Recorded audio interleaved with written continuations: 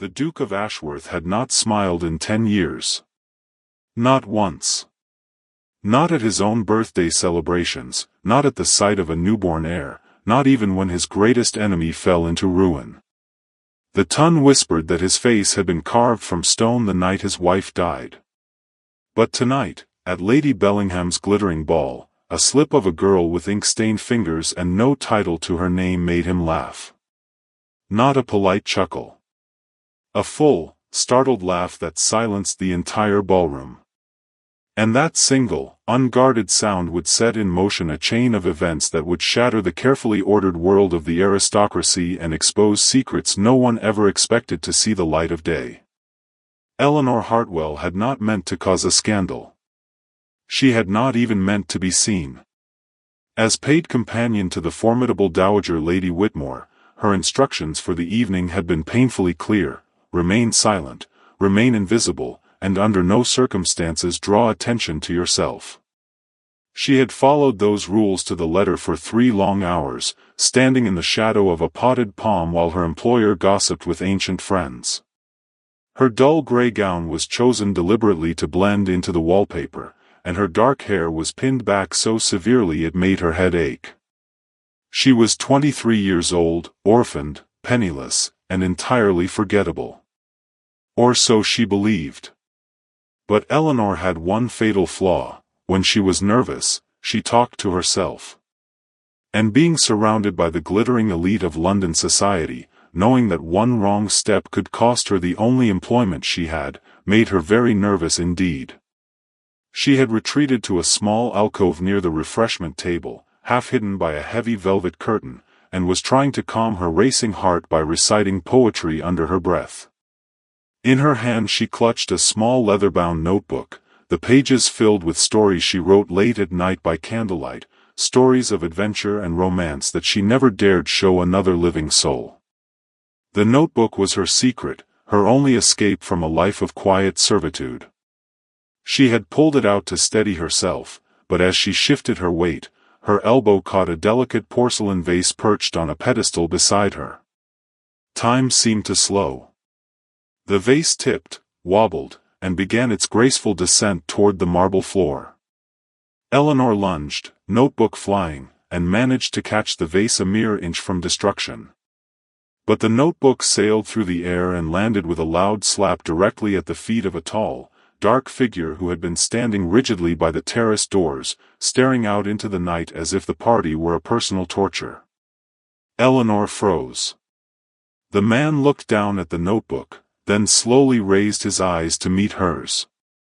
And her heart stopped. She knew that face. Everyone knew that face. The sharp cheekbones, the cold gray eyes, the mouth set in a hard line that had not curved upward since the tragic death of his young wife a decade ago. It was the Duke of Ashworth. The Stone Duke himself. And he was staring directly at her. For a long, terrible moment, the world held its breath. Eleanor's mind raced, searching for the proper apology, the correct curtsy, the exact words a well-trained companion should offer a duke. But the words that actually escaped her lips were not at all proper.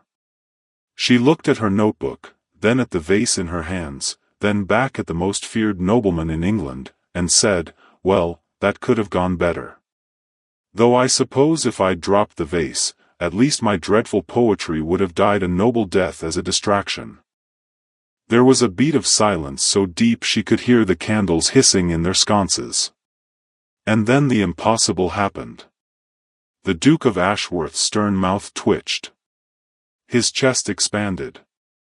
And a sound emerged from him that no one in that ballroom had ever heard before. A laugh. Rich and surprised and utterly, magnificently human. It rolled through the room like thunder, stopping conversations mid-word, freezing dancers in their steps, causing heads to whip around in disbelief. Lady Bellingham herself dropped her fan. The Dowager Lady Whitmore looked as if she might faint. And Eleanor Hartwell stood frozen, clutching a vase and realizing with dawning horror that she had just done the one thing her employer had explicitly forbidden. She had drawn attention. The Duke's laughter faded as quickly as it had come, replaced by a look of shock that mirrored the faces around him. His gray eyes, which had sparkled for that single moment, turned flinty and guarded. He straightened his already perfectly straight coat, glanced around at the gawking crowd, and fixed Eleanor with a stare that could have frozen the Thames. "Who are you?" he demanded, his voice low and dangerous. Eleanor's throat had gone completely dry. Before she could answer, Lady Whitmore descended upon them like a hawk in silk, her face a mask of fury barely concealed by social pretense. "Your Grace, please forgive my companion," she said, her words dripping with false sweetness. "Miss Hartwell is new to my household and clearly does not understand the standards of behavior expected in polite society. I will see that she is dealt with." The Duke did not look at Lady Whitmore. His gaze remained fixed on Eleanor, as if she were a puzzle he could not solve. "Miss Hartwell," he repeated slowly, testing the name. "You have ink on your fingers." Eleanor looked down at her hands and felt her cheeks flame. The telltale stains from her late-night writing sessions were clearly visible. She had scrubbed them ruthlessly before the ball, but ink, like the truth, had a way of lingering. Yes, Your Grace. I'm a chronic sufferer of ink spills. It's a terrible affliction. I've been told there's no cure." The corner of his mouth twitched again, but this time he controlled it. The effort was visible, a battle between his natural reserve and something that looked dangerously like amusement. "Come," he said, and it was not a request. He extended his arm. "Walk with me." Lady Whitmore sputtered, her face purpling. "Your Grace, that is most irregular. Miss Hartwell is not, she is a companion. She is not suitable company for a man of your station." The Duke turned his cold stare upon the Dowager, and even that formidable woman took a step back. "I did not ask for your opinion, madam. I gave an instruction." He looked at Eleanor again. "Miss Hartwell." Now.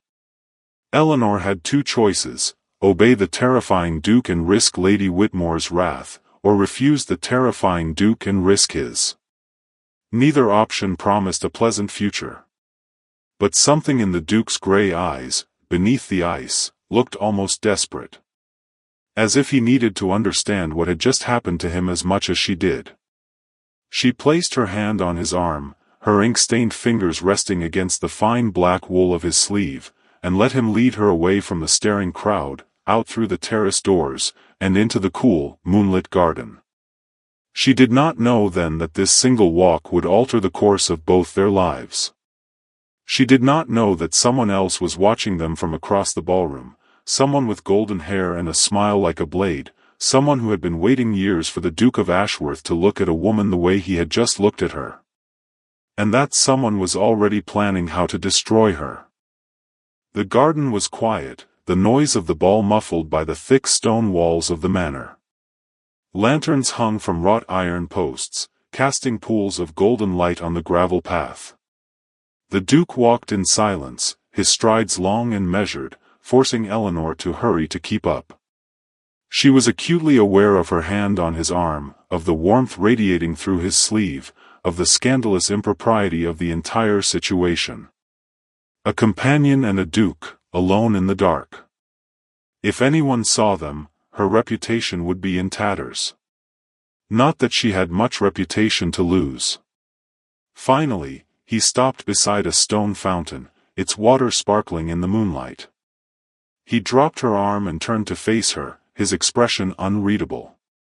"Explain yourself," he said. Eleanor blinked. "Explain, myself? Your Grace, I'm not entirely sure what requires explanation. I dropped a notebook, caught a vase, and made an ill-advised comment about my terrible poetry. It's a fairly standard evening for me, minus the presence of a Duke. You made me laugh." He said the words as if they were an accusation. As if she had committed a crime. "I didn't intend to," she said honestly. Honestly, I was trying very hard not to be noticed at all. I'm not very good at it, apparently. I have not laughed in 10 years. His voice was raw, stripped of its earlier coldness. Not since my wife died. I thought I had forgotten how. I thought that part of me was dead.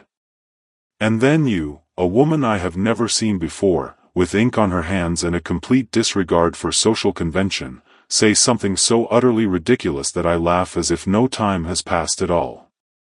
As if the last 10 years were nothing. I want to know why.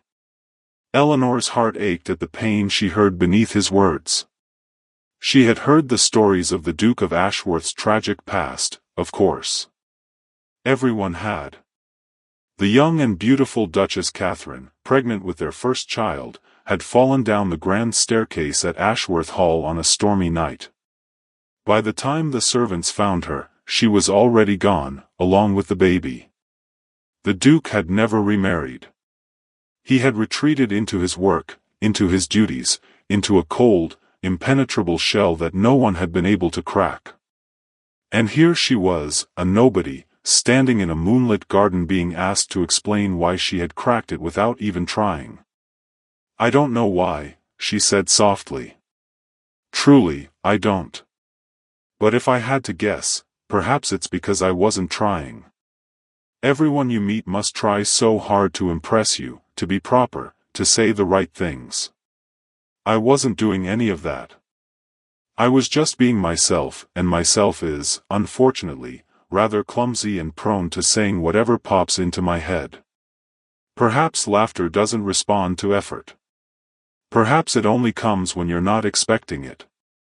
He stared at her for a long moment, the moonlight carving shadows on his face. He was handsome, she realized with a jolt. Not in the soft, pretty way of the young men who danced at these balls, but in a hard, sculpted way, like a statue that had been weathered by storms. There were lines around his eyes and mouth that spoke of years of grief, but his eyes, those gray eyes, were alive with an intensity that made her breath catch. "What is your full name?" he asked. "Eleanor Hartwell, Your Grace. Though everyone calls me Nell. Except Lady Whitmore, who calls me Miss Hartwell in a tone that suggests she'd rather call me something far less polite." Nell, he repeated, and the name on his lips sent a shiver down her spine. "And you are employed as a companion to the Dowager Lady Whitmore. How did that come to pass?" She hesitated. This was moving dangerously close to territory she preferred not to discuss. But lying to a duke was probably a worse idea than telling the truth. "My father was a scholar, Your Grace. A brilliant man, but not a wealthy one. When he and my mother died 5 years ago, I was left with nothing. Lady Whitmore is a distant relation on my mother's side. She took me in out of family obligation, not affection.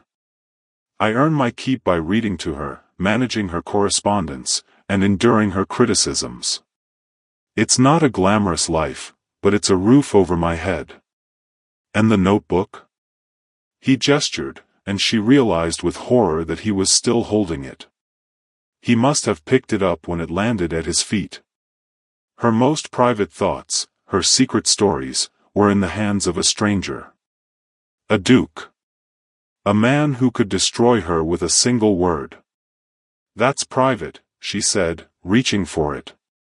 He pulled it back, just out of her grasp, a flicker of something almost playful crossing his features. "Please, Your Grace. It's nothing.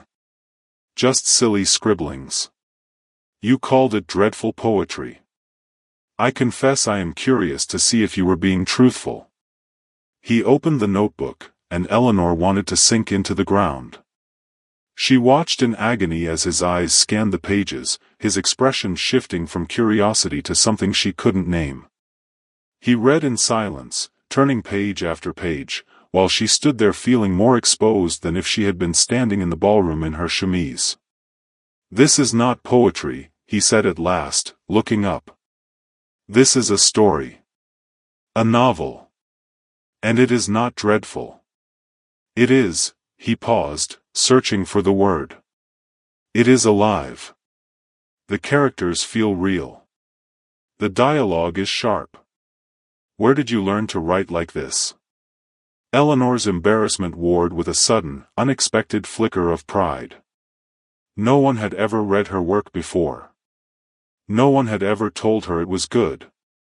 I didn't learn, she admitted. I just do it. When I can't sleep, or when Lady Whitmore has been particularly trying, I escape into these stories. They're not meant for anyone else's eyes. They should be. He closed the notebook and held it out to her. You have a gift, Nell Hartwell. A gift you are wasting in the shadows of a bitter old woman's drawing room. She took the notebook and clutched it to her chest, her heart pounding. Even if that were true, Your Grace, it changes nothing. Women like me do not publish novels. Women like me do not do anything except fade quietly into the background. Perhaps that is because no one has ever given them a chance. He looked at her with an intensity that made her feel as if the rest of the world had fallen away. I have a library at Ashworth Hall. One of the finest private collections in England. It has been neglected for years, the catalogue in disarray. I require someone to organize it. Someone intelligent, discreet, and not easily intimidated. The position comes with a salary, comfortable quarters, and access to more books than you could read in a lifetime. He paused. I am offering you that position. Eleanor's mouth fell open. You're offering me employment? Just like that? You don't even know me. I know that you made me feel something I thought was dead. I know that you write stories that deserve to be read. And I know that if you stay with Lady Whitmore, she will crush that spark out of you until you are as gray and brittle as she is. His voice softened, just a fraction. I am not a kind man, Nell. I am not warm or charming or easy to live with. But I am offering you a chance to escape. Will you take it? Every sensible bone in Eleanor's body screamed at her to refuse. To go to a duke's estate, alone, unchaperoned except for his household? It was scandalous. It could ruin what little reputation she had. And yet, the alternative was to return to Lady Whitmore's house, to endure the punishment that was surely waiting for her, to spend the rest of her life fading into wallpaper. And there was something else. Something in the Duke's eyes that looked like hope, fragile and barely acknowledged. She did not want to be the one to crush it. Yes, she heard herself say. I will take it. The Duke nodded, and for just a moment, the ghost of that earlier smile flickered across his lips. Good. I will make the arrangements. Expect a carriage in 3 days' time. He turned and began to walk back toward the house, then paused and looked over his shoulder. And Nell? Bring your notebook. The library at Ashworth Hall has many empty shelves. Perhaps one of them should hold a story of your own. He disappeared into the house, leaving Eleanor standing alone by the fountain, clutching her notebook and wondering if she had just made the best decision of her life, or the worst mistake imaginable. She did not see the figure who stepped out from behind a hedge the moment the Duke was gone. Lady Margaret Ashby watched her with eyes like chips of green ice, her perfectly painted lips curved into a smile that held no warmth at all. She had heard every word. And she was already weaving the threads of a plan that would ensure Eleanor Hartwell never found happiness at Ashworth Hall. If Margaret had her way, the little ink-stained companion would be gone within a month, and the Duke of Ashworth would be hers at last. No matter what it took. 3 days later, as promised, a gleaming black carriage emblazoned with the Ashworth crest pulled up in front of Lady Whitmore's modest townhouse. Eleanor had spent those 3 days in a haze of anxiety and anticipation. Lady Whitmore had been furious when she learned of the Duke's offer, but she could not refuse a request from a man of his station. She had spent the intervening hours reminding Eleanor of her inferiority, her lack of breeding, and the absolute certainty that she would fail and come crawling back begging for her old position. Eleanor had listened to it all with a calm face and a churning stomach, and when the carriage finally arrived, she walked out the front door without looking back. The journey to Ashworth Hall took the better part of a day. The carriage rolled through the crowded streets of London, past the grand houses of Mayfair, and out into the rolling green countryside. Eleanor watched the world change through the window, the soot-stained buildings giving way to open fields and ancient woodlands. By the time the carriage turned through a massive iron gate and began the long drive up to the house, her nerves were stretched taut as violin strings. And then she saw it. Ashworth Hall rose from the landscape like something out of a dream, or a nightmare, depending on one's perspective. It was a vast, sprawling manor of grey stone, with towers and turrets and rows of windows that glittered like eyes in the late afternoon sun. Ivy climbed the walls, softening the hard edges, and formal gardens stretched out on either side, meticulously maintained. It was beautiful. It was imposing. And somewhere inside those stone walls was a duke who had not smiled in 10 years, who had laughed at her joke and offered her a new life. What was she doing here? The carriage stopped before the grand entrance, where a line of servants stood waiting. Eleanor was helped down by a footman in immaculate livery, and a stern-faced man who introduced himself as Mr. Grimshaw, the butler, led her inside. The interior was just as grand as the exterior, with high ceilings, dark wood paneling, and portraits of long-dead Ashworth staring down at her with expressions of varying degrees of disapproval. Her footsteps echoed on the marble floors as she was led through a labyrinth of corridors to a small but comfortable room on the second floor, overlooking the rose garden.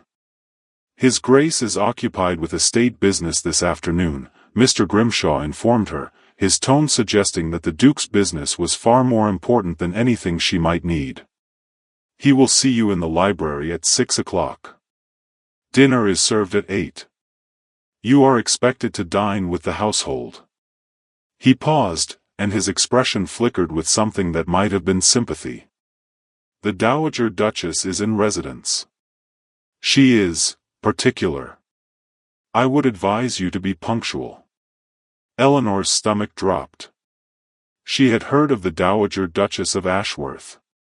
Lady Honoria Ashworth was the Duke's mother, a woman known throughout the ton for her sharp tongue and sharper expectations. If Lady Whitmore was a hawk, Lady Honoria was a dragon. And Eleanor was about to walk into her lair. She spent the next hour unpacking her meager belongings in the quiet of her room, trying to calm her nerves. The room was lovely, far nicer than anything she had ever had. The bed was soft, the window let in the golden light of the setting sun, and someone had placed a small vase of fresh flowers on the writing desk. It was a thoughtful touch. She wondered if the Duke had ordered it, and the thought made her cheeks warm. At precisely 6 o'clock, she made her way down to the library, following the directions Mr. Grimshaw had given her. The door was massive, carved from dark oak, and she pushed it open with a sense of reverence. What she saw inside stole her breath.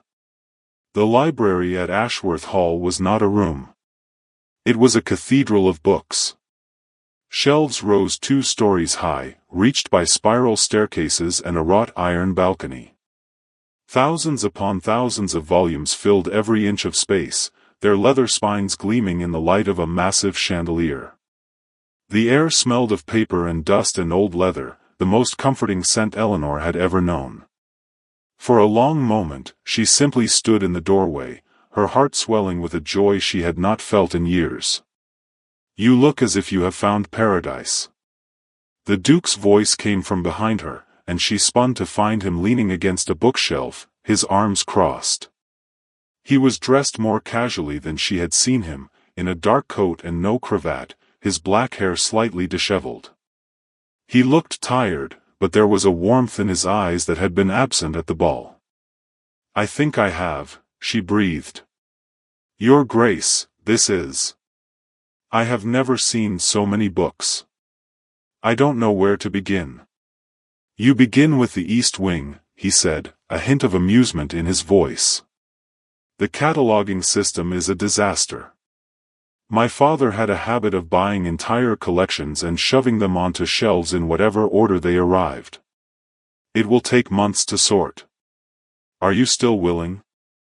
I would do it for free, she said honestly, and the moment the words left her mouth, she realized how forward that sounded. But the Duke did not seem offended. In fact, that almost smile flickered again. Let us hope it does not come to that. Your salary is secure. He pushed off the bookshelf and walked toward her, his footsteps soundless on the thick carpet. There is something I must tell you before you officially begin your duties. My mother is not pleased with my decision to hire you. She had other plans for this position. She will likely be cold to you. Perhaps more than cold. I will do what I can to shield you, but I cannot be everywhere. You must be prepared. Eleanor nodded, a knot forming in her stomach. I have dealt with difficult employers before, Your Grace. I will manage. I am sure you will. He studied her face for a moment, as if searching for something. There is also Lady Margaret Ashby. She is a distant cousin of my late wife and a frequent guest. She has been helpful to my mother in recent years. She may not welcome a newcomer. The name sent a prickle of unease down Eleanor's spine, though she could not say why. She had never met Lady Margaret. But the way the Duke said her name, with a weariness that suggested a history, made her wary. I will be polite, she said. I have no doubt. He turned and gestured for her to follow. Come. Dinner will be served soon, and my mother does not tolerate lateness. Let me show you the way to the dining room. The dining room was a cavernous space with a table long enough to seat 30, though only 3 places were set. The Dowager Duchess was already seated at the head of the table, a woman of perhaps 60 years with steel-gray hair and a face that had never known a moment of softness. Beside her sat a woman who could only be Lady Margaret Ashby. She was beautiful, there was no denying it.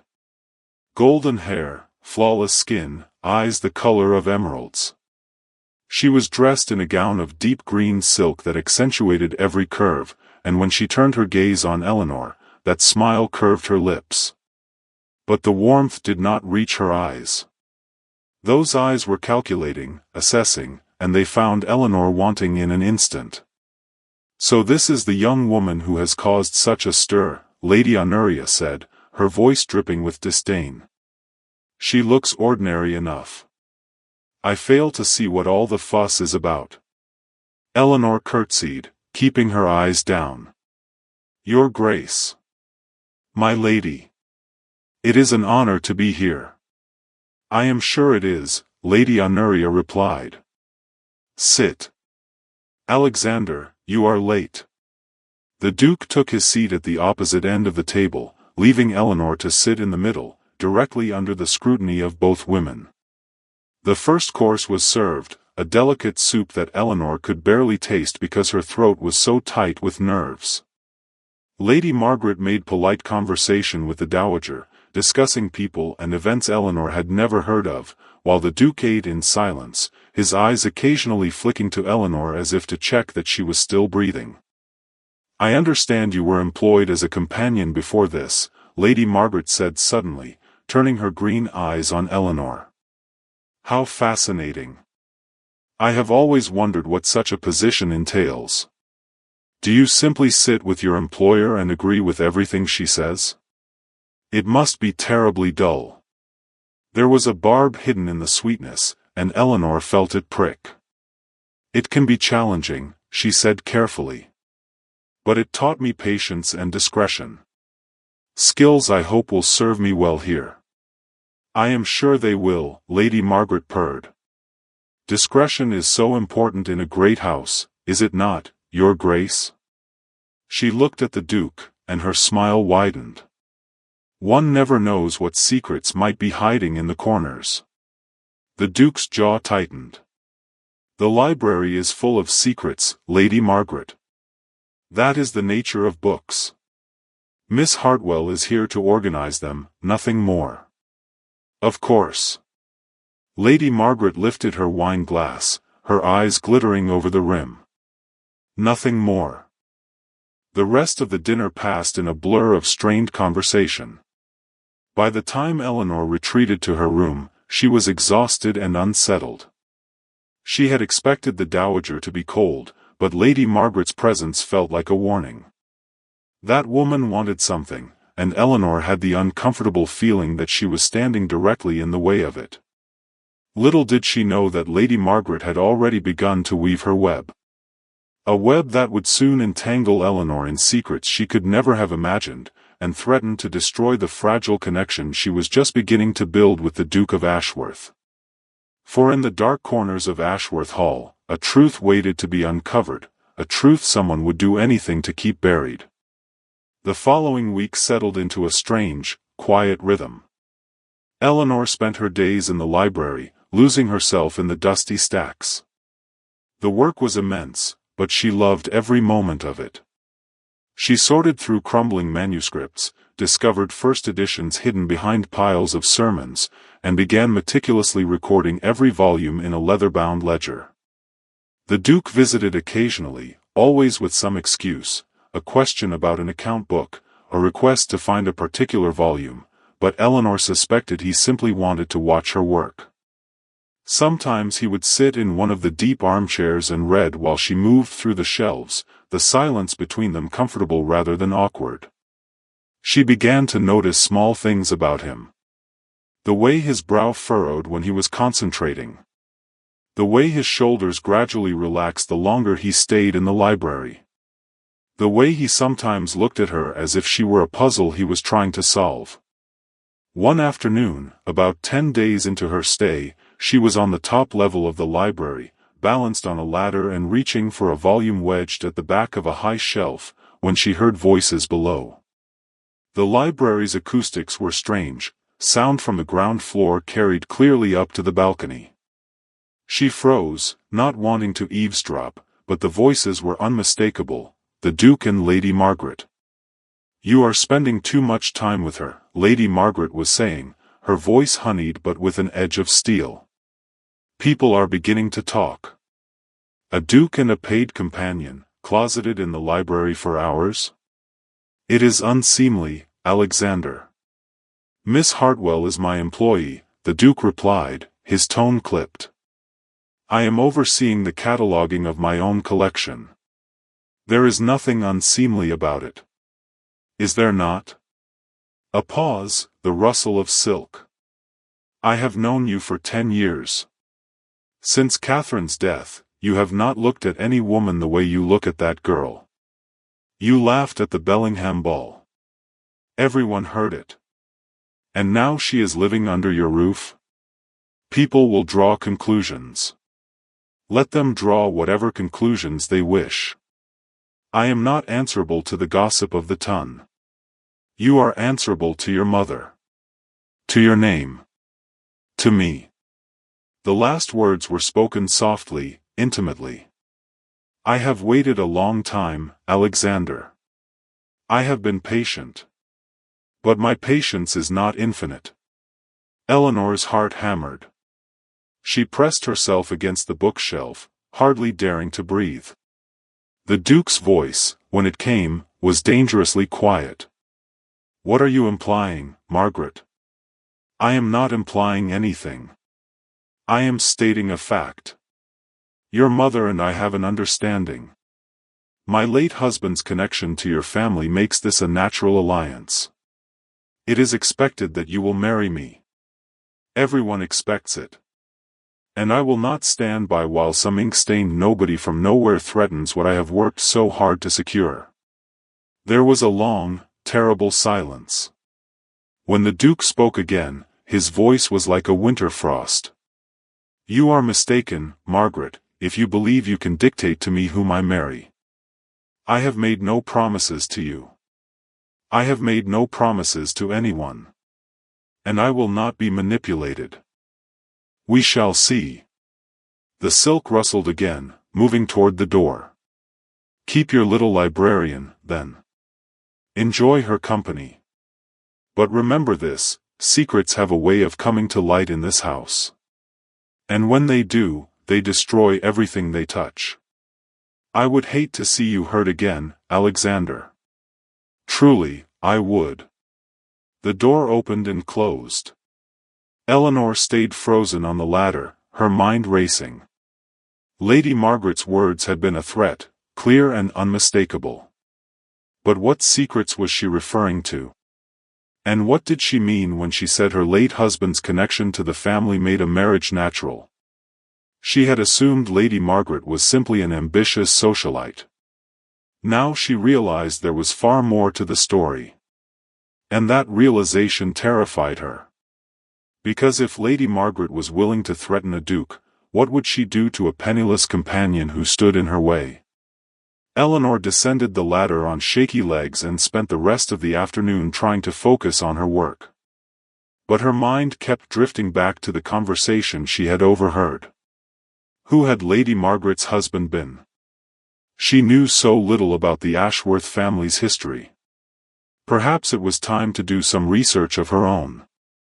The library, after all, was full of more than just books. There were family records, letters, diaries. Somewhere in these shelves, the truth about the Duke of Ashworth's past was waiting. And Eleanor had a growing, uneasy feeling that she would need that truth if she was going to survive whatever storm was coming. That evening, after the household had retired, Eleanor lit a candle and crept back to the library.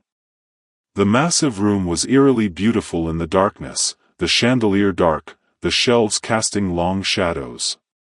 She made her way to the section where she had noticed boxes of old correspondence during her cataloging.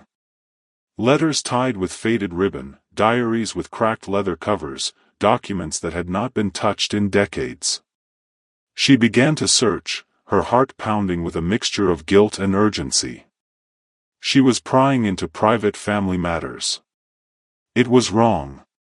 But the instinct that had kept her alive through years of hardship was screaming at her that something was terribly amiss in this house, and she needed to understand it before it was too late.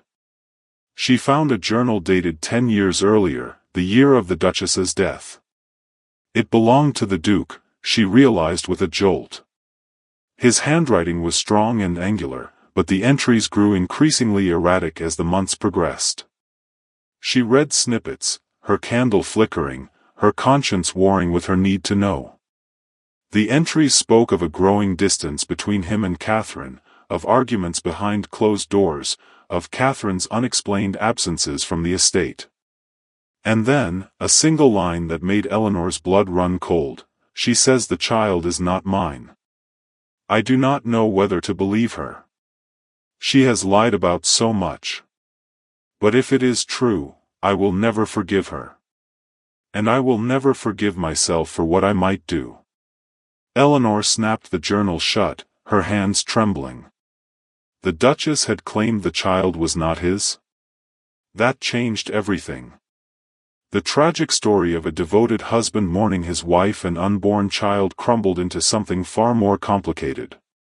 And what had the Duke meant by "what I might do"? She could not believe he had hurt his wife. The man she was coming to know, the man who had laughed at her clumsy joke and offered her a new life, was not capable of violence. But grief and betrayal could drive even the best of men to dark places.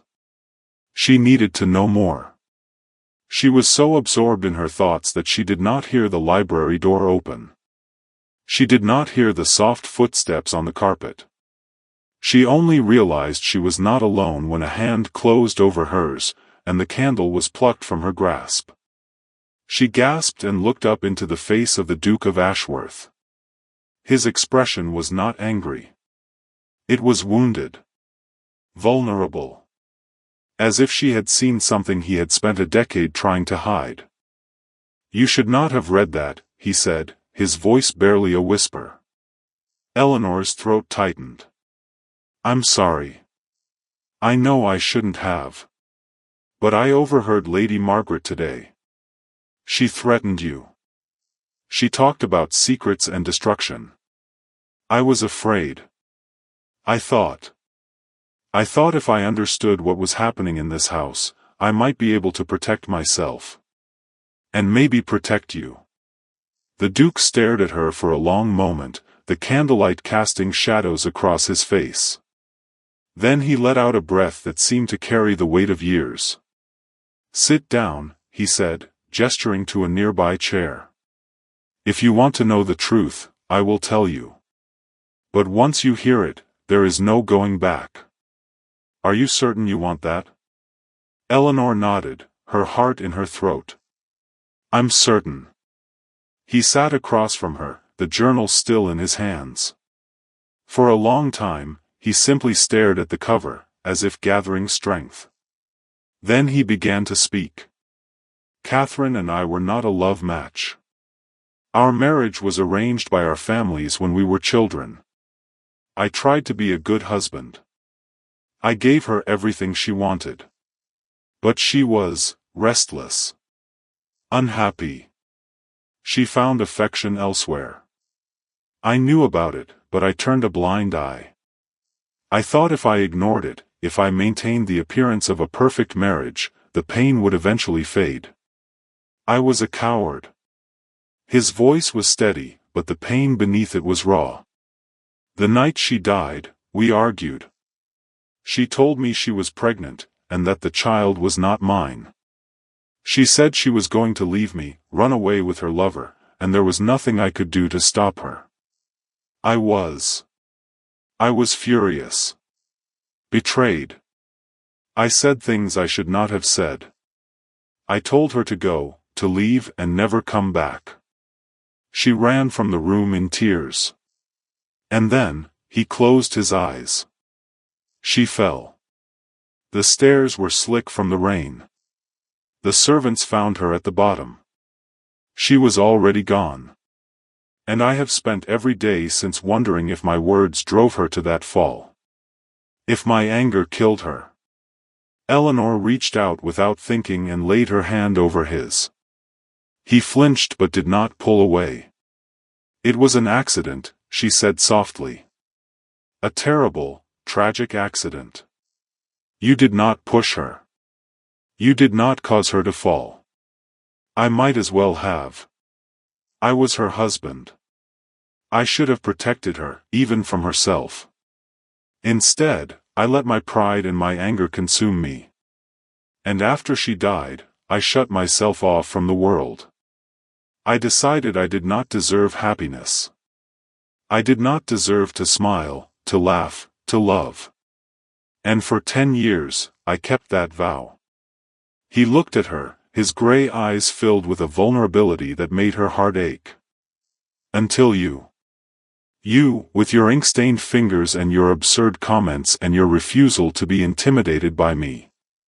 You made me forget, for a moment, the man I thought I had to be. And it terrified me. It still terrifies me." Eleanor did not know what to say. She had come to this house expecting to organize books and earn a salary.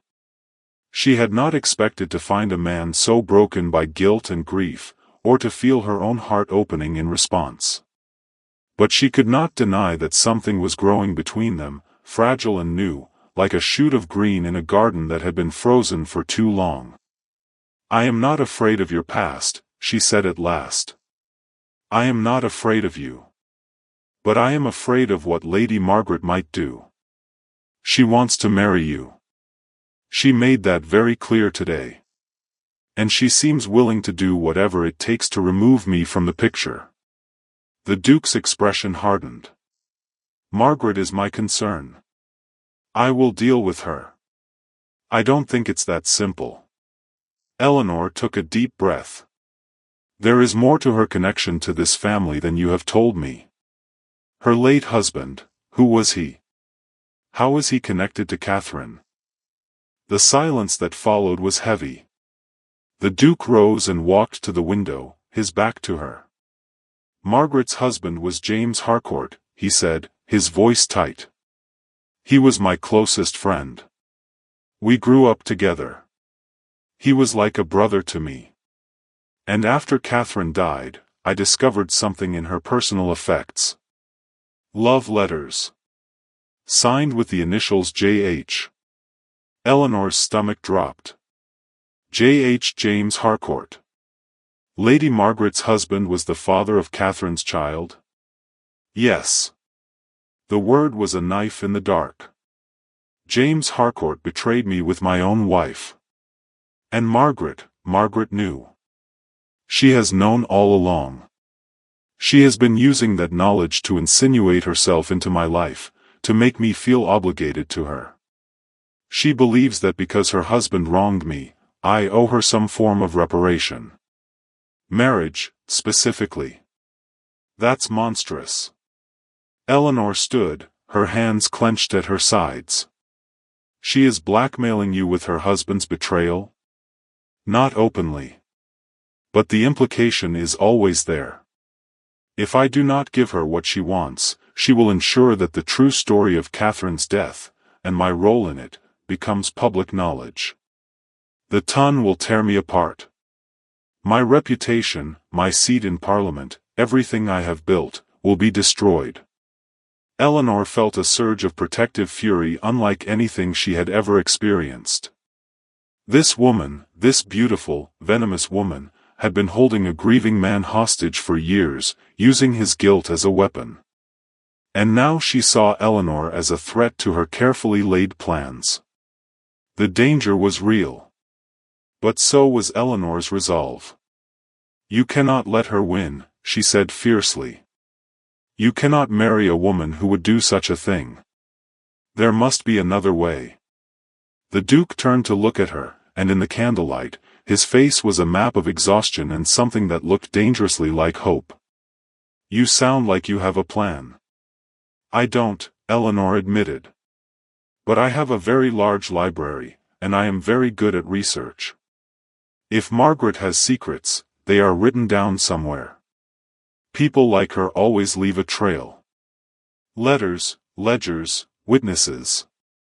If we can find proof of her scheming, proof that she knew about the affair and has been using it to manipulate you, then the power shifts. She can no longer threaten you without destroying herself. The Duke stared at her for a long moment. Then, slowly, a smile spread across his face. It was not the startled laugh of the ballroom.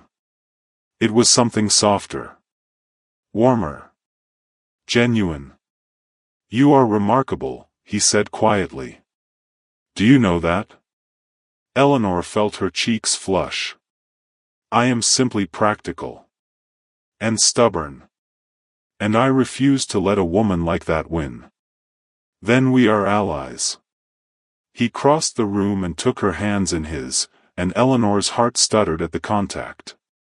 His hands were warm and strong, and they held hers as if she were something precious. Whatever comes next, we face it together. But you must be careful. Margaret is dangerous. If she suspects we are working against her, she will not hesitate to strike. I understand. Eleanor squeezed his hands. I will be careful. And I will find the truth. I promise. What she did not know, as she made that promise in the quiet of the moonlit library, was that Lady Margaret was already several steps ahead. A maid had seen Eleanor enter the library after hours. A footman had reported the Duke's late-night movements. And in the darkness of her own chamber, Lady Margaret was writing a letter, her pen scratching across the paper with venomous precision. The letter was addressed to a name that had not been spoken in Ashworth Hall for 10 years.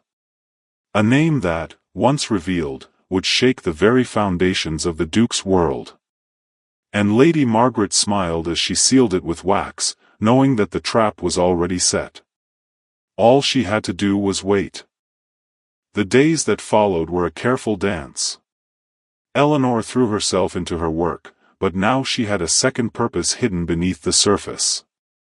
As she catalogued the library, she kept her eyes open for any document that mentioned James Harcourt, Catherine Ashworth, or Lady Margaret.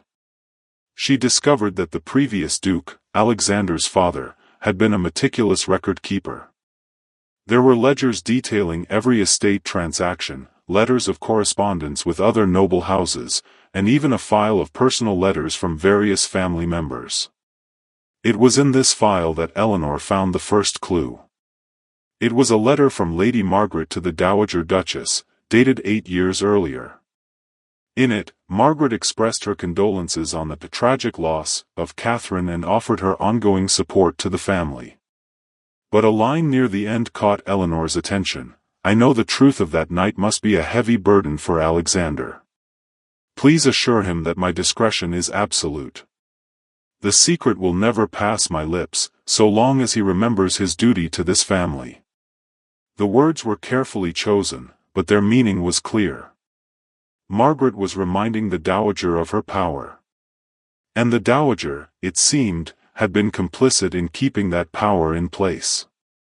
Eleanor copied the letter in her own shorthand, hiding the notes in the back of her catalogue ledger. It was not enough to prove blackmail, but it was a start. Meanwhile, the Duke began to open up more. In the evenings, after the Dowager had retired and Lady Margaret was occupied with her needlework, he would join Eleanor in the library. They talked about everything: books, politics, their childhoods. He told her about his father, a stern man who had valued duty above all else.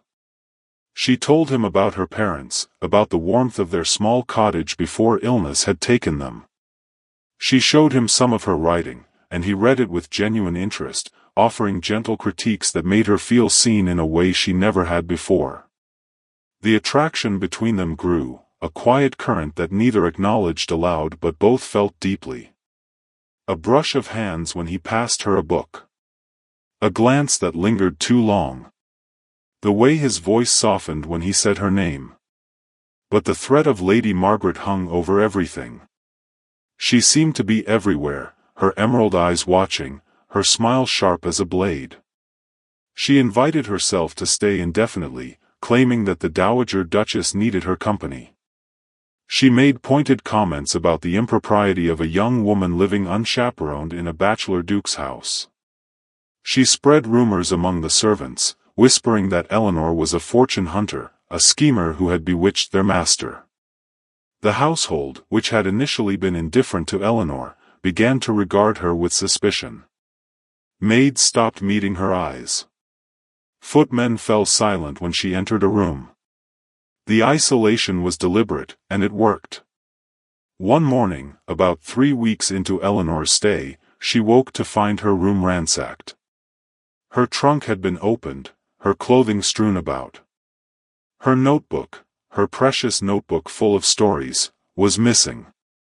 The little vase of flowers that had been on her desk was smashed on the floor. And pinned to her pillow with a hat pin was a note, written in an elegant but chilling hand: "Leave Ashworth Hall. This is your only warning. Next time, it will not be a notebook."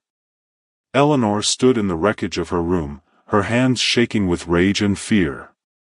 She did not need to guess who was responsible. Lady Margaret had escalated from whispers to direct action. The notebook was not just a threat, it was a message. Margaret had read her private stories. She knew Eleanor's most intimate thoughts. And she was using them as a weapon. She found the Duke in his study, and the moment he saw her face, he was on his feet. She told him everything, her voice trembling despite her efforts to stay calm. His expression darkened with fury. "She has gone too far," he growled. "I will confront her directly. I will have her removed from the estate." "No," Eleanor said, catching his arm. "That's what she wants. She wants you to act rashly, to give her an excuse to make a public scandal. If you throw her out without proof, she will go straight to London and tell every gossip she knows that you have been keeping a mistress under your roof and that you turned against a loyal family friend to protect her. You'll be ruined, and so will I." The Duke's jaw clenched. "Then what do you suggest?" "We need evidence." Real evidence. And I think I know where to find it. She told him about the letter she had found, about her suspicions that the Dowager Duchess was involved. Your mother has known about the blackmail for years. She may even have evidence of her own. Letters from Margaret, perhaps. Documents that prove the threat. My mother would never help us, the Duke said bitterly. She has been pushing me toward Margaret for years. She believes the alliance is the only way to protect the family name. Then we need to find the evidence without her help. Is there a safe in the house? A locked drawer? Somewhere your mother keeps her private papers? The Duke was silent for a long moment. Then he said, there is a strongbox in her dressing room. I know where she keeps the key. But if we are caught, we won't be caught. Not if we are careful. I will create a distraction. You search the dressing room. Tonight, after dinner, when your mother and Margaret are in the drawing room. It was a desperate plan, but desperation was all they had. That evening, Eleanor excused herself from dinner early, claiming a headache. She slipped through the servants' corridors, a route she had learned during her weeks in the house, and made her way to the Dowager Duchess's wing. The Duke was already there, using a copied key to unlock the door. They moved quickly and quietly, their hearts pounding in tandem. The strongbox was in the bottom of a wardrobe, hidden beneath a pile of shawls. The Duke lifted it out and worked the lock with a practiced hand. Inside were bundles of letters, tied with silk ribbon. Eleanor's breath caught as she recognized the handwriting on the topmost bundle. Lady Margaret's elegant script, addressed to the Dowager. The dates spanned years. They read them by the light of a single candle, their heads bent together, and what they found was damning. Margaret had not only known about James Harcourt's affair with Catherine. She had encouraged it. There were letters in which she advised Catherine to pursue the relationship, assuring her that the Duke would never find out. There were letters to the Dowager, written after Catherine's death, in which Margaret promised to keep the secret of the child's true paternity in exchange for the Dowager's support in securing a marriage to Alexander. And there was one letter, more recent, in which Margaret outlined a plan to discredit Eleanor. I will spread rumors that she is a thief. A brooch will go missing. Her reputation will be destroyed before she can sink her claws deeper into Alexander. The little ink-stained wretch will be gone within a fortnight. Eleanor's hands were shaking, but not with fear.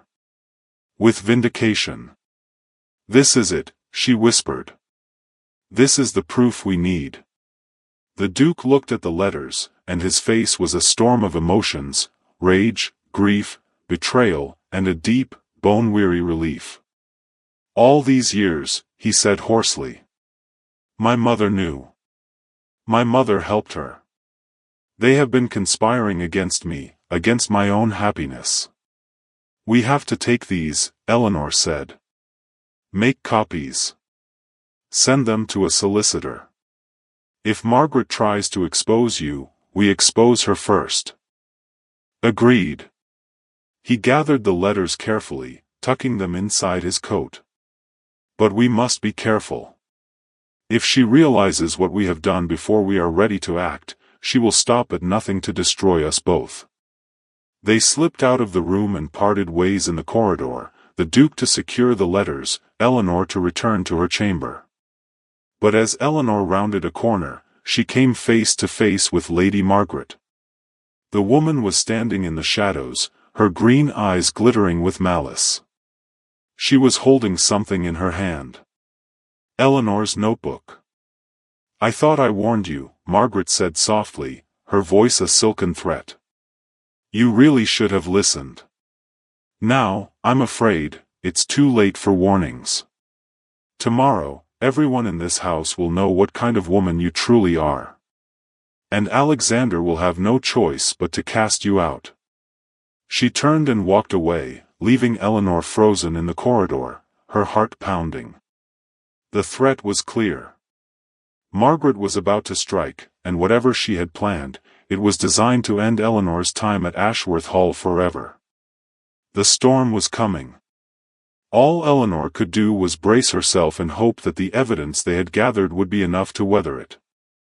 But deep in her gut, she knew that the worst was yet to come. And it would come from a direction neither she nor the Duke had ever expected. The next morning, the house erupted into chaos. A valuable diamond brooch belonging to the Dowager Duchess was discovered missing from her jewelry box. The servants were questioned, rooms were searched, and suspicion quickly fell on the newest and most vulnerable member of the household. Eleanor was summoned to the grand drawing room, where the Dowager, Lady Margaret, and the Duke were gathered. The brooch, they informed her, had been found in her room, tucked beneath her mattress. A maid had discovered it while turning down the bed. The evidence, they said, was irrefutable. Eleanor stood in the center of the room, facing her accusers. The Dowager's face was a mask of cold fury. Lady Margaret's was a portrait of sympathetic concern, but her eyes gleamed with triumph. The Duke's expression was unreadable, but Eleanor saw the tension in his jaw, the way his hands were clenched at his sides. He knew this was a setup. But without the letters they had stolen, he could not prove it, not without revealing their own secret investigation. "Miss Hartwell," the Dowager intoned, "I took you into my home on my son's recommendation, and this is how you repay our hospitality?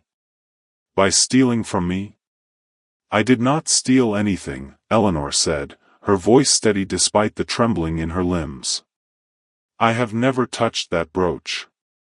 Someone placed it in my room to incriminate me." "A convenient story," Lady Margaret murmured. "But the evidence says otherwise." "I am afraid, Your Grace, that the girl must be dismissed. At once. And the authorities should be notified." The Duke stepped forward, his voice cutting through the room like a blade. "There will be no authorities called. This is a family matter, and it will be handled as such." Lady Margaret's smile faltered. "Surely you are not suggesting we simply overlook a theft?" "I am suggesting that there is more to this than meets the eye." He looked directly at Margaret, his gray eyes hard. "I have reason to believe that the brooch was planted. And I intend to get to the bottom of it." The Dowager gasped. "Alexander. Are you accusing someone in this household of framing the girl?" "I am accusing no one yet. But I will not see an innocent woman condemned on flimsy evidence." He turned to Eleanor. "Miss Hartwell, you will remain in your room for the time being. I will conduct my own investigation. If you are innocent, you have nothing to fear." Eleanor nodded, her throat tight. She curtsied and left the room, feeling the weight of Lady Margaret's gaze on her back like a physical force. The situation was spiraling out of control. Margaret had made her move, and it was a masterstroke. Even if the Duke believed her, the scandal would follow Eleanor for the rest of her life. No one would employ a suspected thief. Her future was crumbling before her eyes. She spent the day in her room, pacing, her mind racing through every possible escape. She considered fleeing, simply packing her bag and disappearing into the night. But that would be an admission of guilt, and it would leave the Duke to face Margaret alone. She could not do that. Not to him. He had believed in her when no one else had. He had shared his deepest pain with her. She could not abandon him now. As the afternoon faded into evening, a soft knock sounded at her door. She opened it to find one of the younger maids, a girl named Daisy who had always seemed kinder than the others. Daisy slipped inside, her eyes wide with fear.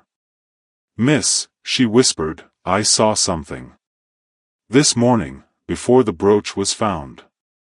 I saw Lady Margaret go into your room.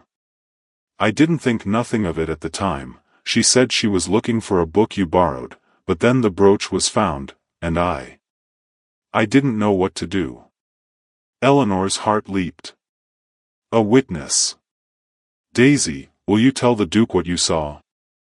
Daisy bit her lip. I'm scared, miss. Lady Margaret, she's powerful. If I speak against her, I could lose my position. My family depends on my wages. I understand. Eleanor knelt and took the girl's hands. But if you stay silent, an innocent person will be punished. And Lady Margaret will go on hurting people. Please. The Duke will protect you. I will protect you.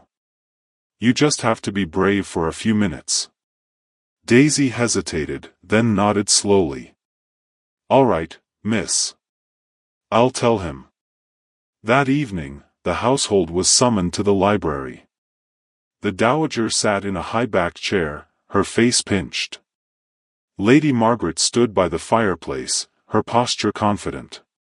The Duke stood at the center of the room, and when Eleanor entered with Daisy at her side, a flicker of hope crossed his features. I have called you here to resolve the matter of the stolen brooch, the Duke announced. New evidence has come to light. Daisy, please tell everyone what you told Miss Hartwell.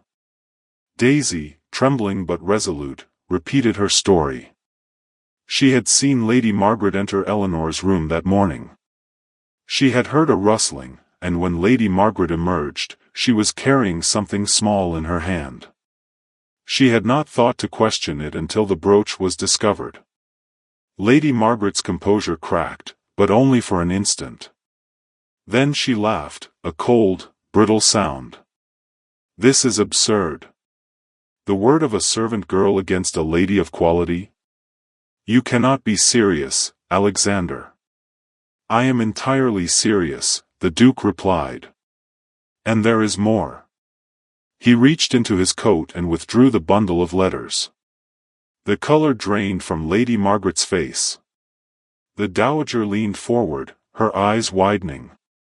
These letters, written in Lady Margaret's own hand, detail a years-long campaign of manipulation and blackmail against this family. They reveal that she knew of her husband's affair with my late wife, and that she has been using that knowledge to coerce my mother into supporting her schemes. They also contain explicit instructions to frame Miss Hartwell for theft. The room was silent. The dowager looked as if she had been struck. Honoria, is this true? She whispered, addressing her daughter-in-law by her first name in her shock. You knew? All these years, you knew?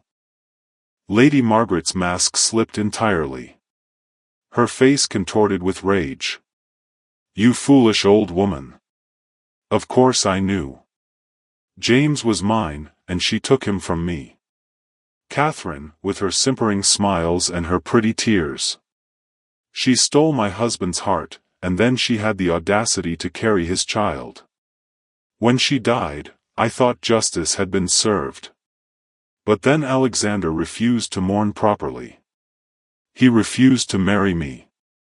He locked himself away in this mausoleum of a house and left me with nothing. I deserved compensation. I deserved a title. You are a monster, the Duke said quietly, his voice laced with disgust. You have been poisoning this family for a decade. But it ends tonight. Margaret laughed, a wild, desperate sound. You think this ends? You think a few letters will destroy me? I have powerful friends. I will tell everyone that you hired a mistress and conspired against me. I will ruin you, Alexander. I will ruin her. She pointed a shaking finger at Eleanor. That little ink-stained nobody will never show her face in polite society again. You will do nothing, came a new voice from the doorway. Everyone turned. Standing there was a man none of them had expected, a tall, gray-haired gentleman in the robes of a magistrate. Beside him was a second man, younger, with a leather satchel. The Duke's solicitor. I took the precaution of sending copies of these letters to the authorities this afternoon, the Duke said calmly. Lord Ashford here has already seen the evidence. Lady Margaret, you are under arrest for blackmail, conspiracy to commit theft, and defamation of character." Margaret's face went white. She opened her mouth to speak, but no sound came out. The magistrate stepped forward and took her arm firmly. "Lady Margaret Ashby, you will accompany me to London. There will be a hearing. If the charges are proven, you will face serious consequences."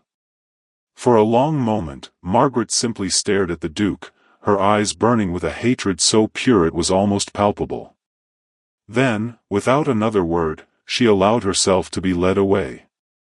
The sound of her footsteps faded down the corridor, and the library fell into a heavy silence. The Dowager Duchess sat frozen in her chair, tears streaming down her face. "Alexander," she whispered. "I did not know. I did not realize how far she had gone. I only wanted to protect the family. She said if I did not help her, she would expose Catherine's disgrace. I could not bear the shame." The Duke's expression softened, just slightly. "We will talk about this later, Mother. For now, you should rest. Grimshaw, please escort the Dowager to her chambers." The old woman was helped away, leaving Eleanor and the Duke alone in the vast, book-lined room. The silence between them was thick with unspoken emotion. Eleanor's legs felt weak. It was over. The nightmare was over. But the cost, the revelations, the tangled web of lies, she felt wrung out, hollow. The Duke crossed the room and stood before her, his gray eyes searching her face. "Are you all right?" he asked, his voice rough. "I think so," she managed. I cannot believe it is truly finished. It is finished." He reached out and gently took her hands, just as he had that night when he had first told her the truth about Catherine. "You were extraordinary. If you had not found that first letter, if you had not pushed me to search for more evidence, I would have been trapped forever. You saved me, Nell." She shook her head, a tear slipping down her cheek. "I only did what anyone would do." "No. You did what no one else has done in 10 years. You saw the man behind the mask. And you refused to let him go." He lifted one hand and brushed the tear from her cheek with his thumb.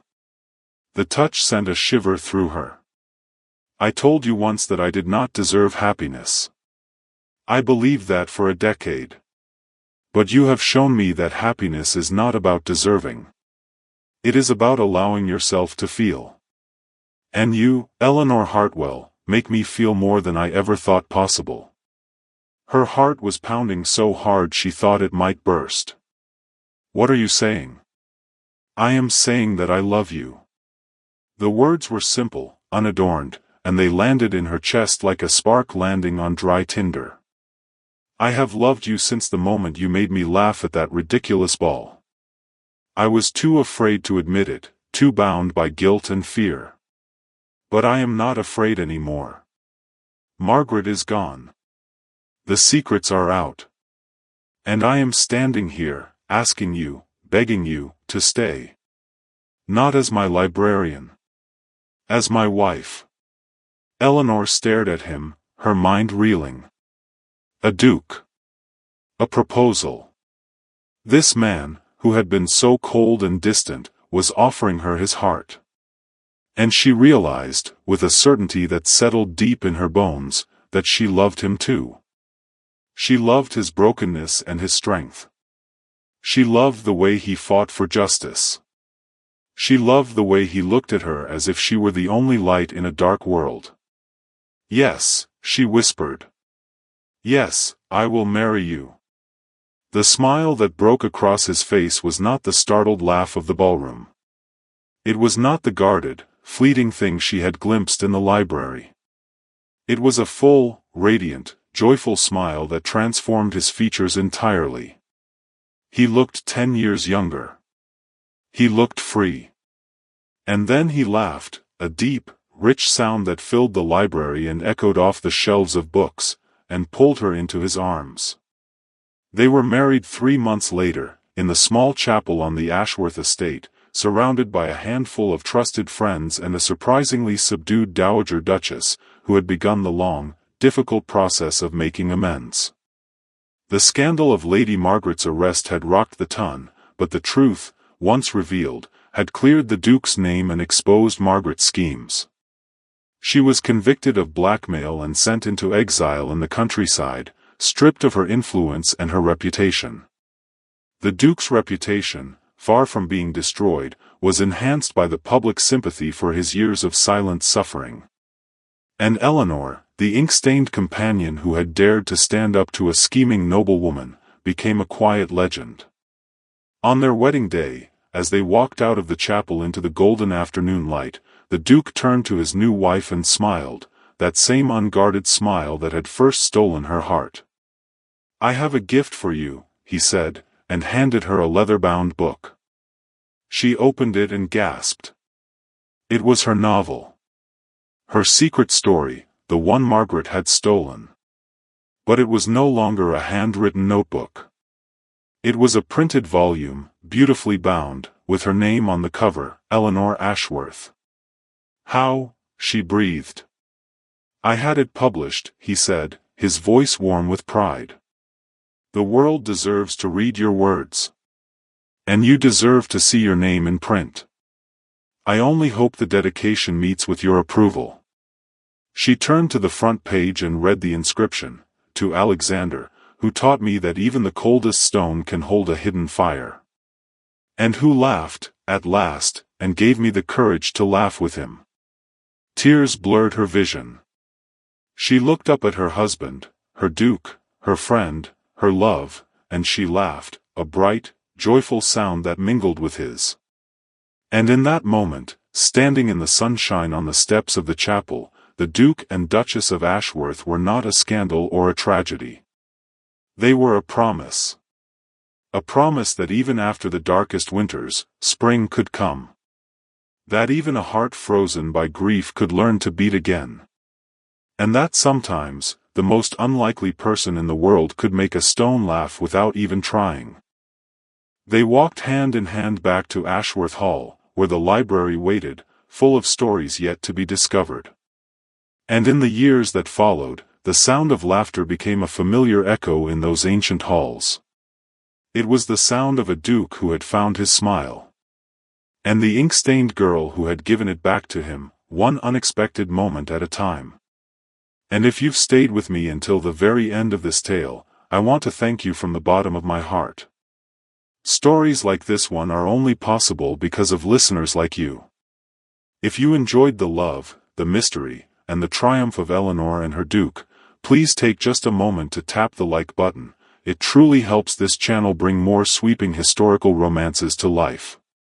Subscribe and ring the bell so you never miss a new story of ballroom glances, dangerous secrets, and love that refuses to be defeated. And now I'd love to hear from you. What moment in this story touched you the most? Was it the Duke's unguarded laughter at the ball, or the quiet courage of an ink-stained girl who refused to back down? Leave a comment below. I read every single one, and your words often inspire the next tale I tell. Until next time, may your own story be filled with unexpected laughter, the kind of love that sees every hidden scar and stays anyway, and the courage to write the next chapter exactly as your heart desires.